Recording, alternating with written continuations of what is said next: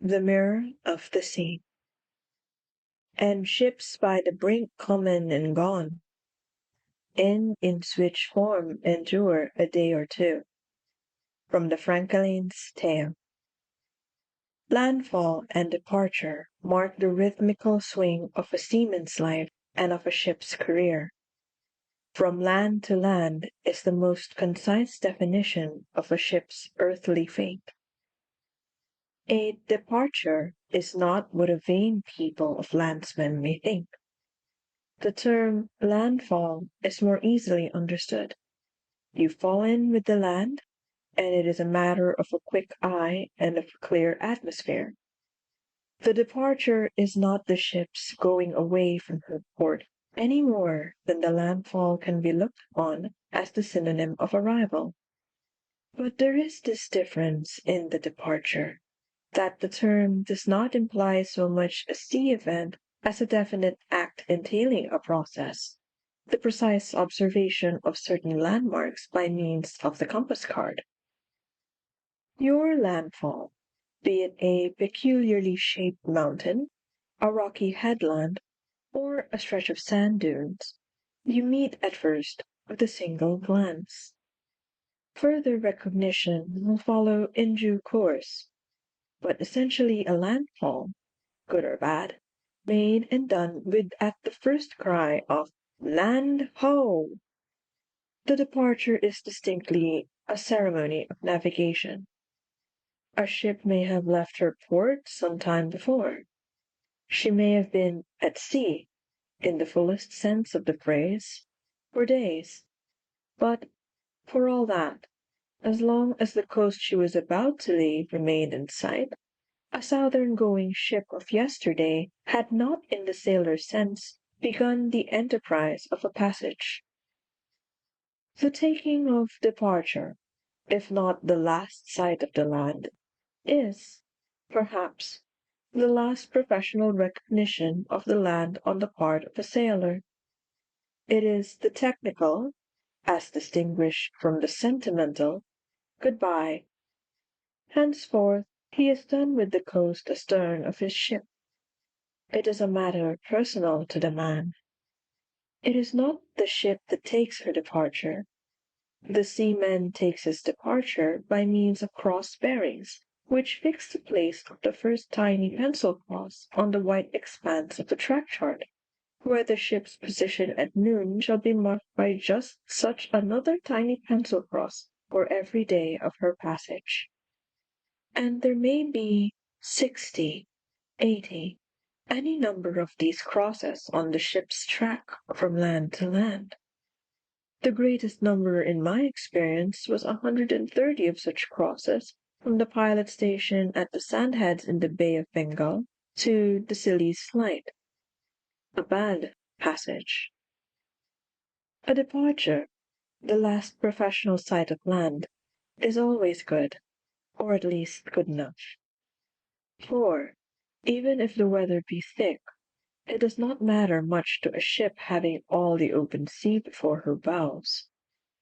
A landfall may be good or bad. You encompass the earth with one particular spot of it in your eye. In all the devious tracings the course of a sailing ship leaves upon the white paper of a chart, she is always aiming for that one little spot, maybe a small island in the ocean, a single headland upon the long coast of a continent, a lighthouse on a bluff, or simply the peaked form of a mountain, like an ant-heap afloat upon the waters. But if you have sighted it on the expected bearing, then that landfall is good. Fogs, snowstorms, gales thick with clouds and rain, those are the enemies of good landfalls. Some commanders of ships take the departure from the home coast sadly, in a spirit of grief and discontent. They have a wife, children, perhaps, some affection at any rate, or perhaps only some pet vice, that must be left behind for a year or more. I remember only one man who walked his deck with a springy step, and gave the first course of the passage in an elated voice. But he, as I learned afterwards, was leaving nothing behind him except a welter of debts and threats of legal proceedings. On the other hand, I have known many captains who, directly their ship had left the narrow waters of the Channel, would disappear from the sight of their ship's company altogether for some 3 days or more. They would take a long dive, as it were, into their stateroom, only to emerge a few days afterwards with a more or less serene brow. Those were the men easy to get on with. Besides, such a complete retirement seemed to imply a satisfactory amount of trust in their officers, and to be trusted displeases no seaman worthy of the name. On my first voyage as chief mate with good Captain MacW, I remember that I felt quite flattered, and went blithely about my duties, myself a commander for all practical purposes. Still, whatever the greatness of my illusion, the fact remained that the real commander was there, backing up my self-confidence, though invisible to my eyes behind a maple-wood veneered cabin door with a white china handle.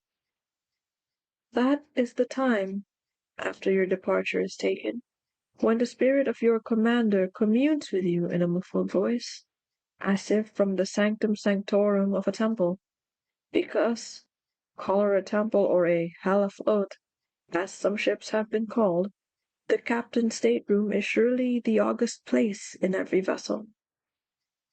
The good MacW would not even come out to his meals, and fed solitarily in his holy of holies from a tray covered with a white napkin.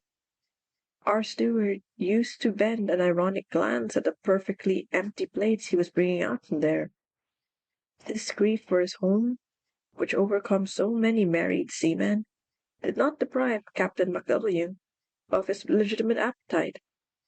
In fact, the steward would almost invariably come up to me, sitting in the captain's chair at the head of the table, to say in a grave murmur, "The captain asks for one more slice of meat and 2 potatoes." We, his officers, could hear him moving about in his berth, or lightly snoring, or fetching deep sighs, or splashing and blowing in his bathroom, and we made our reports to him through the keyhole, as it were. It was the crowning achievement of his amiable character that the answers we got were given in a quite mild and friendly tone. Some commanders in their periods of seclusion are constantly grumpy, and seem to resent the mere sound of your voice as an injury and an insult. But a grumpy recluse cannot worry his subordinates, whereas the man in whom the sense of duty is strong, or, perhaps, only the sense of self-importance, and who persists in airing on deck his moroseness all day, and perhaps half the night, becomes a grievous infliction. He walks the poop darting gloomy glances, as though he wished to poison the sea, and snaps your head off savagely whenever you happen to blunder within earshot. And these vagaries are the harder to bear patiently, as becomes a man and an officer, because no sailor is really good-tempered during the first few days of a voyage. There are regrets, memories, the instinctive longing for the departed idleness, the instinctive hate of all work. Besides, things have a knack of going wrong at the start, especially in the matter of irritating trifles. And there is the abiding thought of a whole year of more or less hard life before one, because there was hardly a southern-going voyage in the yesterday of the sea which meant anything less than a 12-month.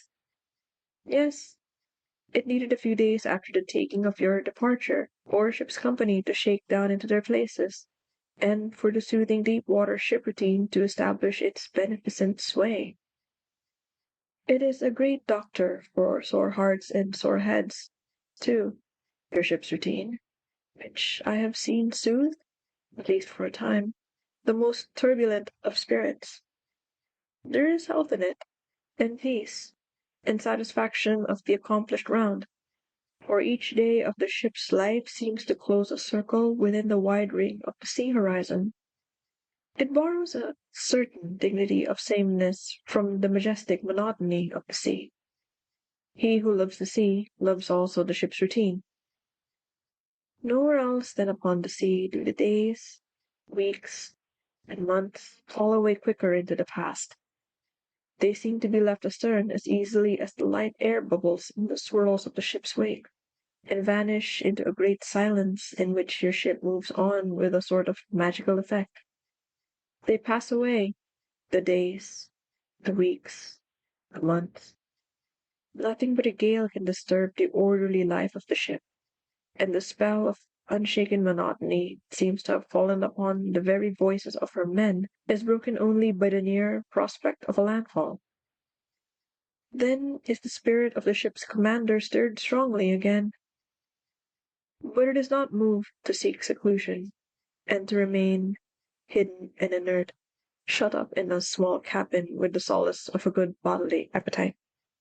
When about to make the land, the spirit of the ship's commander is tormented by an unconquerable restlessness.